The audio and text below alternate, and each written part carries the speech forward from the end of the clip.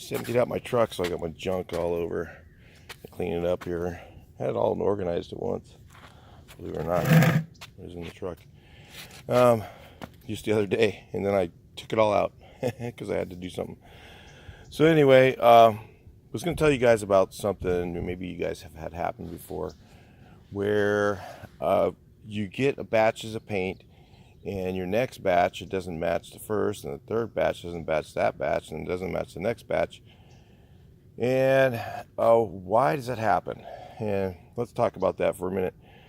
And a lot of this stuff can be prevented, but the time to prevent it is not in the middle of the job, because they say, keep your batches, and then use this batch for that touch-up wall. It gets so complicated to try and do that at the end of the job. Here's a way to fix that problem. Typically, and there's no 100% fix, okay? You're going to have some problems like this, when you're doing big commercial jobs.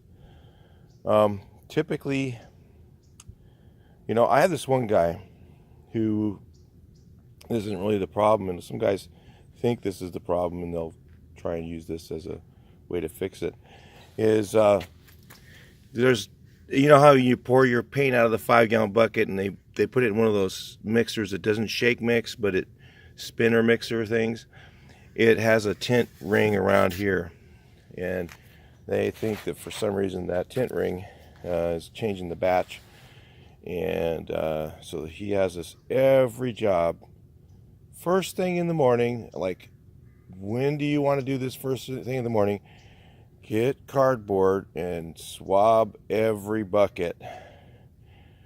You're going through 50, 60 gallons one day, and you're swabbing all the buckets. Who wants to do that? I mean, come on. That's like, it doesn't, you know what? Look, you can put like 10 drops of yellow right out of the, 10 increments of yellow right out of your thing, and add it to a 5, and it's not going to change the color at all. It won't, unless it's like a off-white. Maybe it will then, but if it's a medium color like a gray or something like that, it won't even change the color. It's not enough to change it. So in a 5, okay, not in a gallon, okay, it's just, it's crazy to do stuff like that. Really, where the problem is the base that you're using. The bases are inconsistent. When you're having that problem, it's because you need to get paint from a different place. Or get a different product. Go to the higher end product. It's going to have more consistent base. The more expensive products have more consistent bases. That's where your issue is. So the time to prevent that is in the beginning of the job. Now, if you've got a job, let's say, and it's kind of on a limited budget, let's say you're doing a T-bar building, with a whole bunch of offices, and you want to save some money on material because you didn't bid it high enough. How you can get away with that is get some of the good product, go through, do your first coat, back roll with the cheaper product, and then go through, shoot everything, shoot your T-bar band where your new T-bar is going to be, around the doorways, spray all that out, spray all your corners, and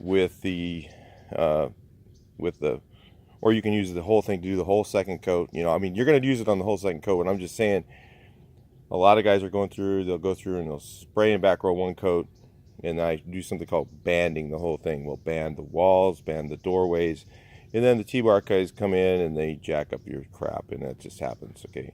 They, bump holes in the wall, those little triangle holes or whatever you've seen them, from the L metal bump in the wall, and stuff like that. So then you got to go back and touch up, and so a lot of times we'll just go through and just roll our next coat after T-bar, and that'll be good. So put your good product on the second coat.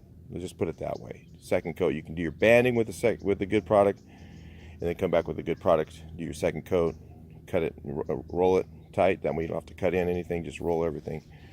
That's the way to get rid of that problem.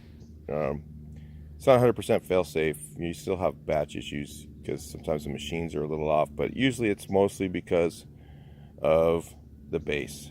So anyway, just a little pointer there, might help you out on the job. Talk to you in the next video.